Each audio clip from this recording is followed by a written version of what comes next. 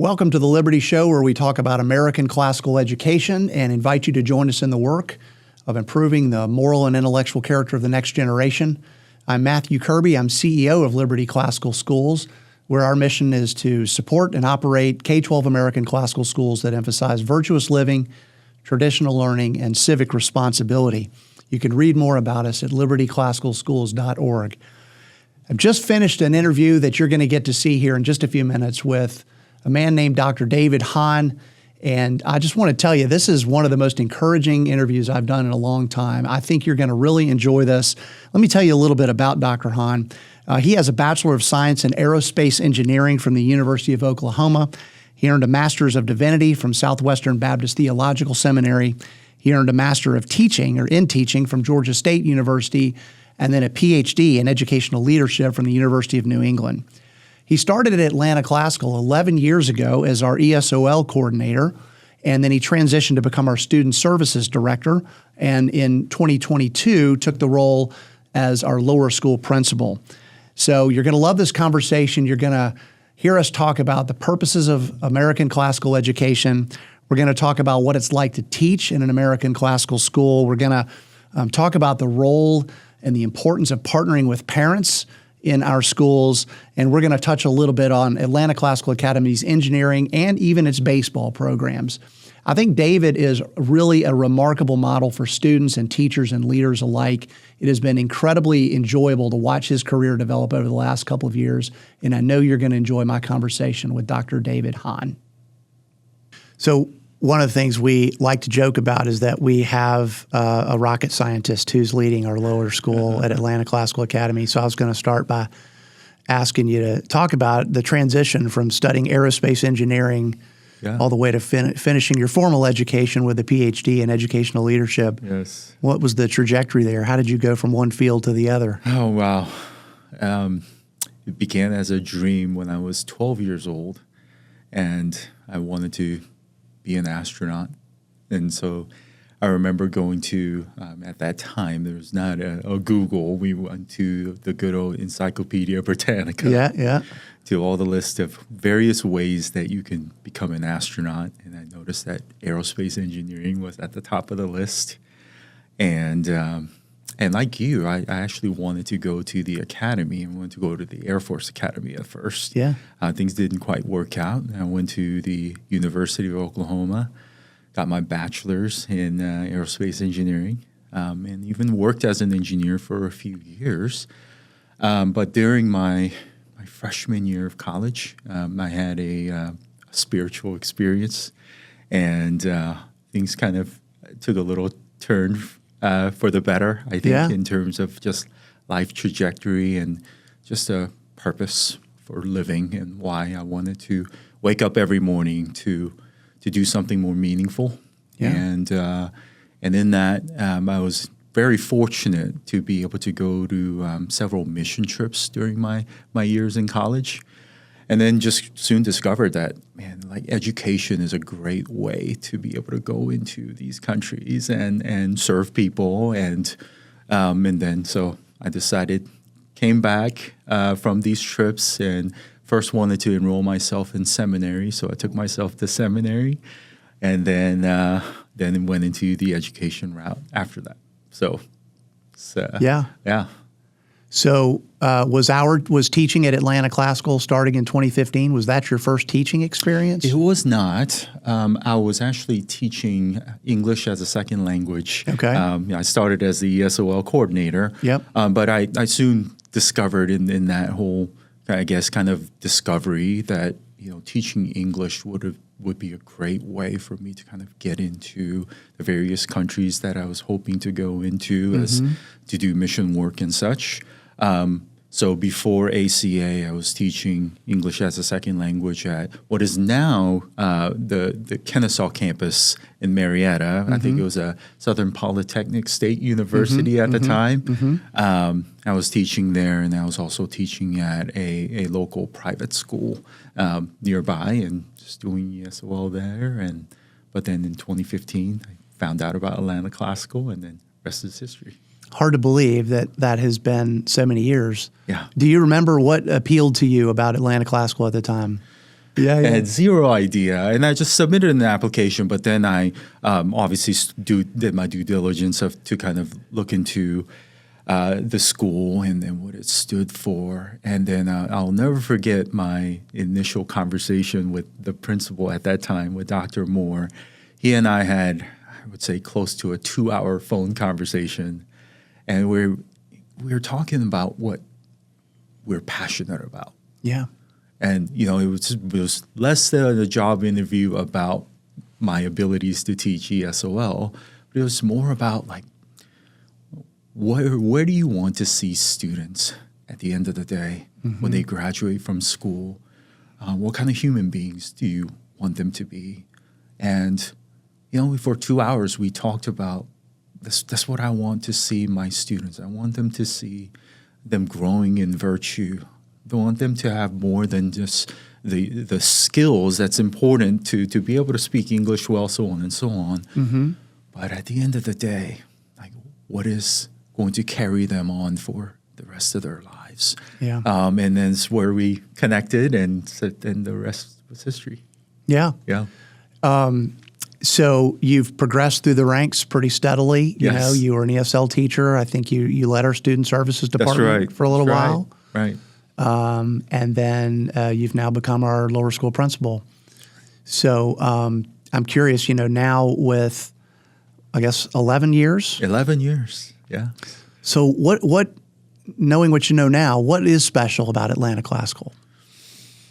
Oh, man, so many things. But I would say at the end of the day, our teachers and our community, we have a mission that is so special. Mm-hmm.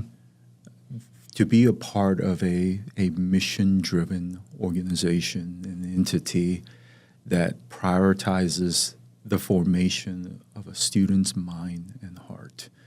I think that's it.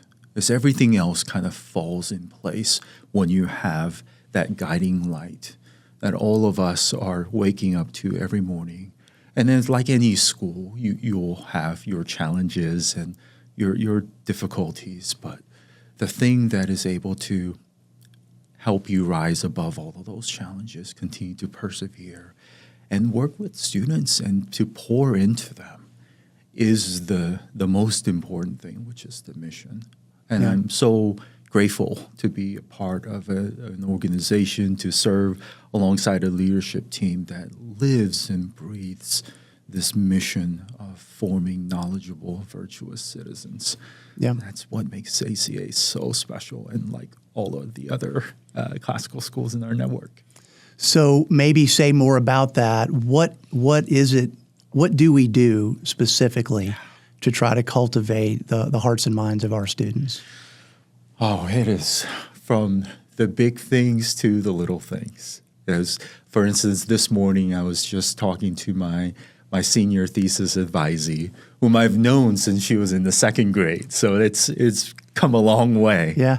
And then just in my conversation with this student, she's selected a topic about the importance of family, of how a family is a unit that sticks together through your thick and thin and through the trials in life, but how that is connected to our literature that she's read, to our curriculum, the conversation, many conversations that she's had these past 10, 11 years, to the small conversations that you're having with kids on the hallways. Mm-hmm. Like, everything is about guiding students towards this ideal portrait of this graduate in mind, right? And every student has their individual talents and their quirks and everything like that. But we have this goal, right? At least we can say across all 700 students at ACA, we have a common goal for every single one of them, is that we want you to come face to face with this amazing curriculum.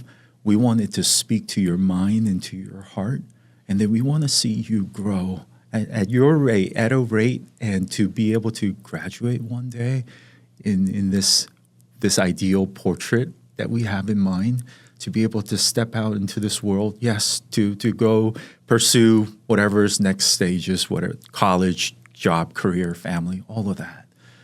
More than anything, to really have that heartbeat where they feel that they are a citizen in this republic. They feel a sense of duty to their families, to their communities. They feel a sense of duty to preserve this great nation and this republic, and to have that civic responsibility ingrained in their minds and go and live this life of freedom. Man, that's beautiful. I'm getting chills just listening to you, and reminded of the beauty and the great opportunity we have in this work. All right, you've touched on a lot of things there. Maybe circling back a little bit, I want to just emphasize this point. You're the lower school principal. Right. That's right. And you have a student that you're coaching through their senior thesis presentation and paper. Yes. To me, that's a really cool element of the school that keeps you connected to students for a really long time. That's right. Maybe, so do you recall what are some of the works that she's using to draw upon in her particular paper? Of course, yes.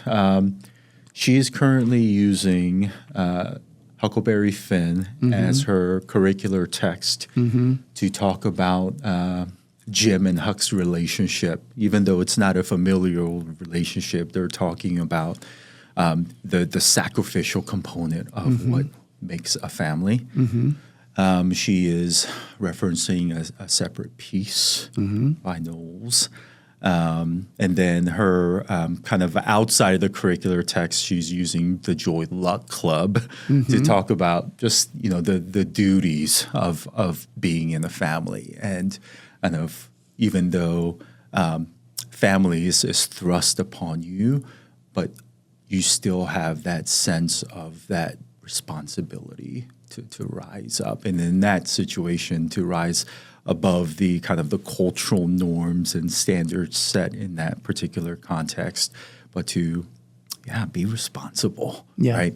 And it's interesting that the student that I used to teach him phonics in second grade, we're talking about concepts like duty and responsibility and sacrifice in this context, and to have this lively discussions, and it's great. That's really great. Okay, so she'll draft something close to a 15-page paper. That's right. And then say a little bit more about the kind of culminating event. What will that day be like for her? Ooh, yeah, it will be a day of a lot of nerves, and it's going to take a lot of courage on their end because our senior thesis process is so special.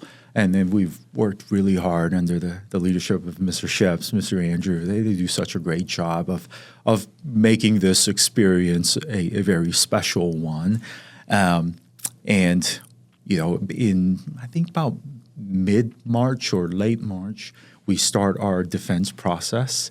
And basically the upper school kind of comes to a halt now. And we have 6 different sessions running simultaneously, and all of the upper school will get an opportunity to go into one of those 6 rooms. And then our seniors are sitting in front of a panel of 2 to 3 teachers. And then we will, the students will have a chance to kind of present an introduction, usually lasts about 5 to 10 minutes. And then we will grill them with questions for the next hour. But it's such a great back and forth of just being able to unpack their thoughts. And it's such an interesting moment where, kind of an encouragement that I go into that moment is, like, I like to tell my advisees, like, think about this. You have thought and agonized about this particular topic probably more than anyone here on campus, right? This has been the thing that has really stirred your affections, your minds, your attention for this past year. And you've read many books about this. You and I have had hours of discussions about it. So feel confident. Go in there. Yes, go in there with humility, but also go in with the mindset that this is a topic that you've explored and you're confident to talk about. Yeah. And our students do. They rise to the occasion and Yeah. they do such a great job. Yeah. Yeah. It's really incredible. And I love this intellectual rite of passage for what it Yes. is and what it means in the hearts and minds of these kids. And it's exciting to me to think how we usually conclude these things with a word of encouragement towards the student. right. So yeah, the respect that goes on display sort of between the teachers and the students Yeah. for the reasons you just mentioned. Yes. And anyway, it's a beautiful thing. It is hard. Yeah. I think these kids, these young adults, know they've done something hard and take pride in that Right. appropriately when it's over. And it's a real hallmark key element of our entire program. Yeah. And the fact that, these students have opportunities to get to do something like this with you, or people like you, is unbelievably special and also just a really interesting trait. I mean, we have others that are not in the upper school that are also mentoring students That's right. through these things. That's And it right. just really is the glue that kind of holds the school together in many respects in that. So let me ask you about this. I mean, your primary job is lower school principal. We'll get to other things that you do as well. And the conglomeration of all those things is, I think, what makes you so special, David. But how do you talk to your lower school teachers about their impact on students and how it is, ultimately leading Sure. to this outcome, this graduating student who is taking hold of the aspects of the portrait you've described? Yeah. I think in the kind of most simplest sense, the kind of like the educational framework of classical education lends really well to teachers, particularly in the lower school, understanding that, right? And just as a quick recap, obviously this idea of the trivium kind of builds in this idea of the grammar stage leading to the logic to the rhetoric stage, right? And in this grammar stage in the lower school, that we are essentially building the foundation for all future learning. But we believe that that foundation is set on a strong emphasis on a foundation of literacy and numeracy, right? The languages. And in that, so I think that's the beauty is that my current senior, she did not get to where she is today if we did not work with her in building the phonics foundation that she had when That's right. she was in first grade, second grade, so on and so on. And I think our teachers understand that, and they take that on as a great responsibility, because it's an amazing thing that what schools throw the Aeneid at ninth graders, right? That's their first book. Right. It's a challenging book, and but that all of that begins at the very beginning of laying that foundation of not only being able to read well, but loving to read and loving the content that we are presenting before. And I think it's our teachers, particularly this year, as we've taken on this project of creating a portrait of the graduate at every grade level. And this particular last week, in fact, we had a chance to do some cross-grade collaboration to be able to talk about how vertical alignment works. But so amazing that if you trace it all the way back, if you start from the 12th grade literature class and what Mr. Andrew and Mr. Sheps has written down on their portrait, but you go down all the way down to the kindergarten class, you see that line, right? And how they all kind of connect together. But I think that's, once again, is a good reminder that, yes, the work that you do in the lower school, it's going to translate into all of the great Socratic conversations and discussions that's happening in middle school all the way on to high school, then obviously culminating in the senior thesis. Yeah. It's really beautiful. Right. We hope in this podcast that we get to speak to prospective teachers a little bit. Yeah. And so I wanted to get you to talk a little bit about what are the characteristics you're looking for when you interview a young or inexperienced teacher, somebody who may be entering the lower school with not a great deal of experience, Right. what do you hope to see in the optimal candidate there? That's a great question. And I think my perspective in this has changed over the years. Now that I'm in my fourth year here, I think I would say kind of two things. Number one, I would love to just see a passion for teaching the content, right? That I want them to feel life by delivering this great content-rich curriculum. And I think in the lower school in particular, there is a lot of learning curve. Like we are a school that really prides ourselves in having a rich curriculum, right? And it does take, I think, teachers few years to, I wouldn't say master, but to get it comfortable, to own it, right? But I think I want to see that excitement of being, we're not just transmitter of information. I want our lessons to come alive, and you cultivate that joy and that excitement in learning when the teacher is leading that, right? And that's one of the things that I love when I go into a fifth grade Mr. Barfield's history class to, a Miss Lamb's math class in second grade. You can just see the love for the content just coming out, oozing out of them, right? And it's contagious, and and students see that. And another aspect I think more recently that I've kind of been looking for is I would love to see teachers in this field have, and whatever this thing is, that is their kind of their source of strength, source of energy, that they can come and fill themselves, right? I think this profession, as rewarding as it is, right?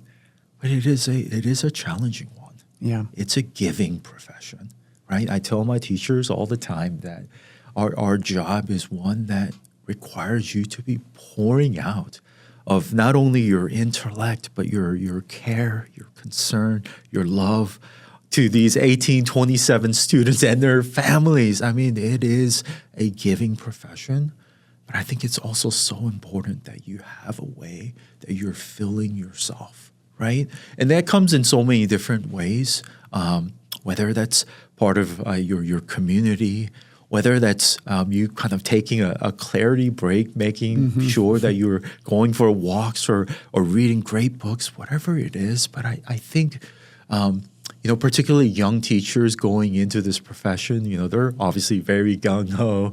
They want to go and change the world in their classrooms, but they soon find out that, wow, I need a consistent source that I can kind of draw in. And a lot of that happens in the kind of the life of the school and the way that leaders have kind of placed ways for teachers to be filled. But I think it's so important for teachers to find that and to sustain that and grow that as they go on. Yeah. Yeah. One of the things I think the school has generally cultivated very beautifully is sort of, a culture that accepts and celebrates observation and feedback. Yeah. And is that, maybe talk a little bit about that. How important is it for a teacher to be interested or willing to kind of accept the feedback of another? Sure. I think if you look into kind of the research out there talking about teaching as a profession and how to kind of work beyond the 3 to 5 year kind of unfortunate kind of tenure that's set in so many of our this profession today, and I think a lot of that has to do with your constant growth and not being stagnant in this particular world, right? And so I find it so important, really from top down, that leaders are creating a culture that that is receptive to feedback and coaching, because at the end of the day, you desire to better yourself for the betterment of your students, right? And I think our school is so unique because I don't know how many schools out there where every member of the admin is teaching a class and they are welcoming of each other coming into your classroom space and critiquing one another. It's all because we believe that our students deserve that. They deserve the best version of ourselves. And we become the best version of ourselves when iron is sharpening iron and we are just growing together. And I think this world in particular at ACA, I think it's wonderful when teachers in their mid-year reflection are saying that coaching and feedback is the number one thing that we welcome from the admin, because I think that's that means this school has a culture where we are saying that consistency and stagnancy we're not going to accept. We want to continue to grow and continue to be the models of the intellectual and moral growth that we are hoping our students are emulating. And what's best to show that, to be able to say, hey, I'm in this journey of learning with you and growing together. Yeah. Right? Incredibly powerful. And I think culture setting throughout the school, I think it's a real distinctive of the school. And I'm so proud that you guys operate that way. And you've been a living example of that yourself. I mean, you in addition to the education we spoke of earlier, you've gotten a master's degree. That's and right. Also a PhD in educational leadership. That's right. I'm curious on the PhD. That's just a couple of years ago, right? Yes. How is that? What have you derived from that process that's helped you the most? Yeah. And I think I may not be alone in this. I think most people who've kind of walked through that doctoral journey will say that their dissertation or their research was probably the most kind of pertinent and the lasting thing, right? Yeah. And my dissertation topic was very purposeful, and in general, my topic was on the idea of teachers' perceptions of character education principles, that what they found to be effective in their classrooms. And I purposely selected that because I wanted it to be meaningful, because teachers, we are the backbone of any educational institution. Yes, admin members are important, but man, the magic that happens in a classroom, there's nothing that can compare to that. That's the center. It is, and I wanted to explore how teachers in our network of schools, classical schools, how they have seen their curriculum and their modeling of virtues have translated over to classroom culture changes, to relational changes, and how they've seen the emphasis on virtue formation have changed students' lives, right? Because at the end of the day, I want teachers to feel, if they ever read my dissertation or in my research or my conversation, for them to know that, gosh, your work is so important. Your perception is so important. And so therefore, coming out of this experience, I think I knew this before, but it really reaffirmed that teachers, you're important. That's awesome. Yeah. Well, I really think, truly, is why I wanted to have you on the show. I think you're such a great living example of what we're trying to bring into the presence of children. And you are a great citizen of the school. You've, in addition to your primary role, which is lower school principal, again, you've been a teacher in the upper school and also a coach. Maybe let's start with the teaching. Yeah. Talk a little bit about what you teach and what some of our students have achieved by way of your leadership there. Sure. As I mentioned before, and I think all the members of the admin would say that we have a privilege of being able to teach at Atlanta Classical, and due to my engineering background, I've been fortunate enough to be able to teach 2 engineering courses to our high school students. I teach a kind of an introductory level engineering class called Principles of Engineering to our lower classmen, and then a more advanced class called Problems of Engineering to our junior and senior class. In my Principles of Engineering class, our students are learning topics, everything from control systems to statics to aerodynamics, so on and so on. And then in my Problems of Engineering class, they're actually walking through themselves the entire design process, starting from coming up with a problem and a potential solution to that by doing research, and then actually spending that semester coming up with that product. So in the years past, our students have created everything from a model rocket descent controller to a tap-in student card attendance reader system.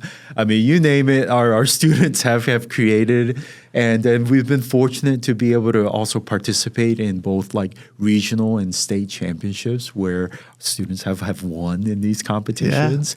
Yeah. And in fact, this last week, one of our first students to participate in this class actually got their final agreement on their patent on their product.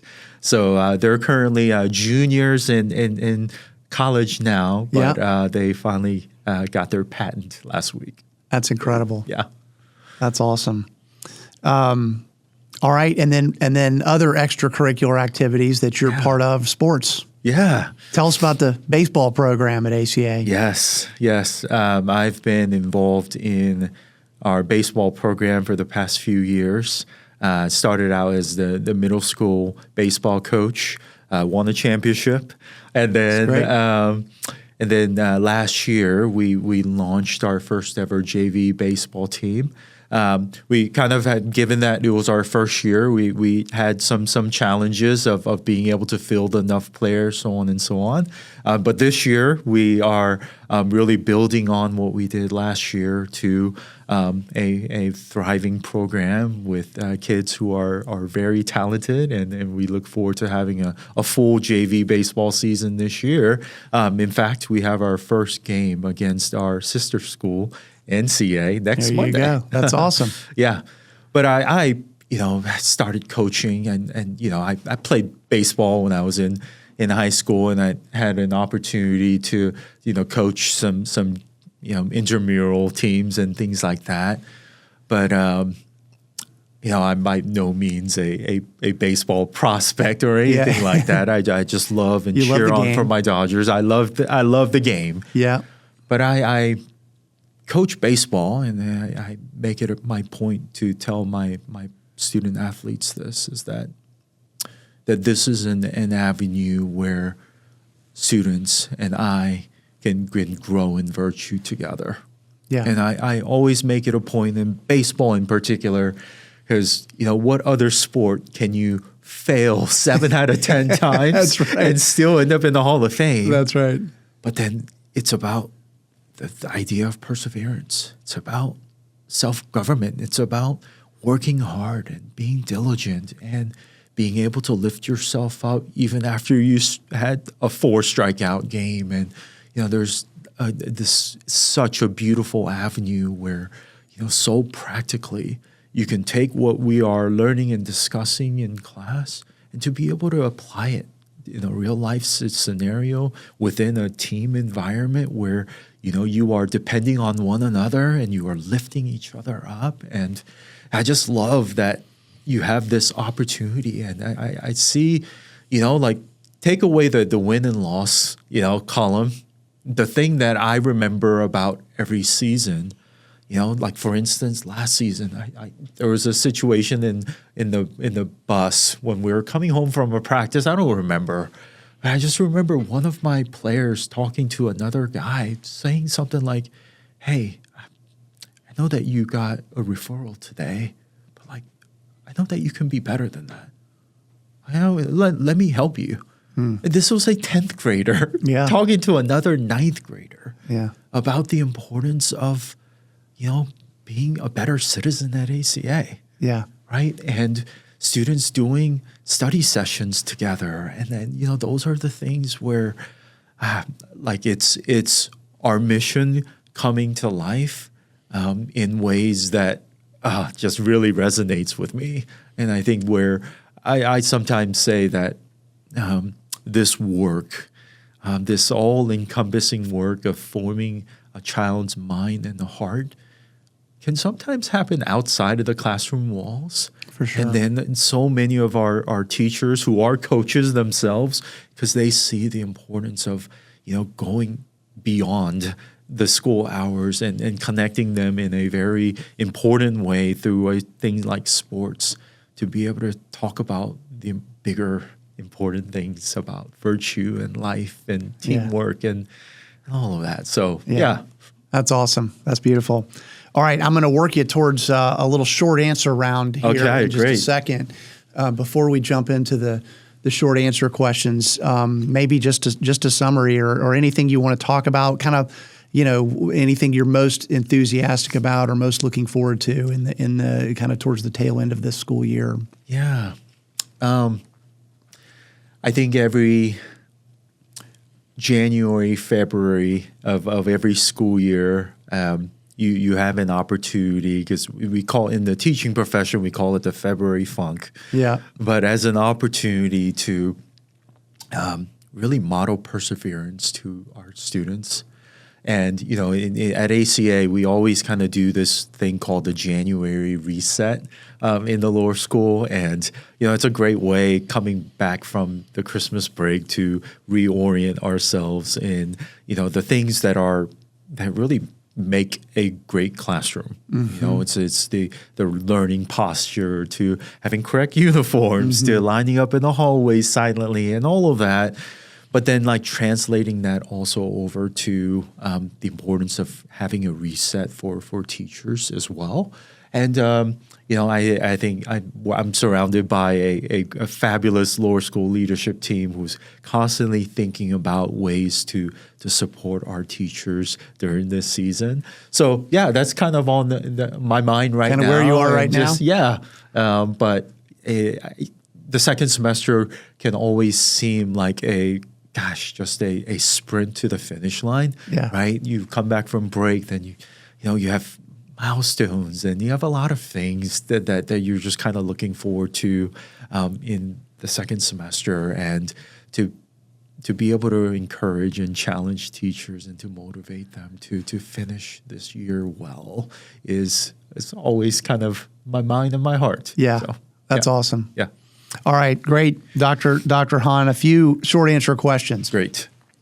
Was there a teacher in your life that had a really profound impact? Yes. My ESOL teacher, Miss Mary Alice Fletcher. She was the first person to see me, to love me, embrace me. She was my first teacher when I immigrated from Korea to the States, and I did not know very much English at the time. And she really saw my potential and really poured into me, and she became more than a teacher figure. In fact, she was the first person whom I called when I was going to propose to my wife, and that's awesome. The first person that I shared the good news to. So, teachers make a huge difference in people's lives, and I think I'm a testimony to that. Yeah. That's a great story. Yeah. What is your favorite hobby outside of your work? Oh yeah. I love watching baseball. Okay. I think I'm a fan and a student of the game. But I think we are so blessed in Atlanta to have such great trails nearby. So I think going on nice little walks with my wife has been a really good hobby for us. Yeah, and hopefully rejuvenating, as you were referring to earlier. That's right. Okay. How about either a classical or historical figure that has meant something to you, or who has meant something to you? Oh, wow. I mean, when I've read the works of the Nicomachean Ethics by Aristotle, life-changing. But I really do think that a part of, maybe this is recency bias, but like the Martin Luther King and what he stood for and what he means to not only the citizens of Atlanta, but citizens of America in pursuing, freedom, liberty for all, rights for all, is very impactful for me. Like I said, I think it's a pretty recency bias, and we've had a great MLK ceremony, so I'll go with that. All right, that's a great answer. Yes. Okay. In this age of distraction where we've got digital messaging flowing at us seemingly from every different direction, how do you cope with that, and how well are you doing with managing that? Yeah, that's a great question. I think this is where this idea of ordo amoris, right, the ordering of affections, why this is so important in our work, is that we are teaching our students and showing them what is worthy of their thoughts and worthy of their attention, their minds, right? What should occupy your mind? Because the reality is that there are 10,000 things at war and trying to take your attention away from you. And I think showing them what is beautiful, right? That's our one of our pledge is to I will love them beautiful. I will love the beautiful, and showing them what is beautiful things, what ought to occupy your mind is so important. So therefore, like, you have to make it a habit, a part of who you are to pursue beautiful things. It's outside of that, because if you don't make that a part of who you are, then you're right. You are going to get sucked in and swept into the 10,000 things that are trying to, Compete. Yeah, that's great. All right. Let's give a little bit of advice to parents, if you will. Yeah. So what are things that parents can do to most effectively partner with their school? Yeah, that's a great question. And I'm a firm believer that parents are the primary character educators of their children, and that schools, we have the privilege of coming alongside their children in this journey of developing them into knowledgeable, virtuous citizens. I think one of the great opportunities that parents have is to be able to kind of speak the same language, I would say, right? So one of the beautiful things that I've encouraged in my kindergarten parent meetings, for instance, we always end my kindergarten parent meetings by assigning them homework. And one of the things that I love asking them to do is, like, I want you to feel empowered as parents to know that you are shaping their character, but in this young, very formidable years, like, one of the ways that you could do that is bring these virtues to life, concretize them. Because, in the mind of a 5-6-year-old kindergartner, I mean, what is courtesy? What is self-government really? So abstract, but make it come alive to them. So I tell them these silly stories of when students do end up in the principal's office for the wrong reasons. One of the things that I love doing is I will always ask the kid to tell me what happened, and then I will pause and I will say, okay, little Johnny, I'm going to pretend like I'm you, and I want you to see how I would have responded in your case, and to show them a real life example of that's how you practice self-government. Even at that moment where little Sally was getting on your nerves, here's how you can respond. Now you show me, right? So I think I love asking parents to partner with us in talking about virtues as a way of life in the life of the family, and then loving hearing testimonies about how they said, my little child told me that that I was not practicing self-government or patience or whatever it is, but like I want virtue to be just really infiltrated to every aspect of a child's life. Yeah, because there's great happiness on the other end of that. That's right. That's right. That's awesome. Okay. Finally, some advice to aspiring teachers. What do you hope that an aspiring teacher will study in college, and what can they do to prepare themselves to be a great teacher in a classical school? Yeah. I think now I can say the advice that I would offer is twofold. Be a lover of great books.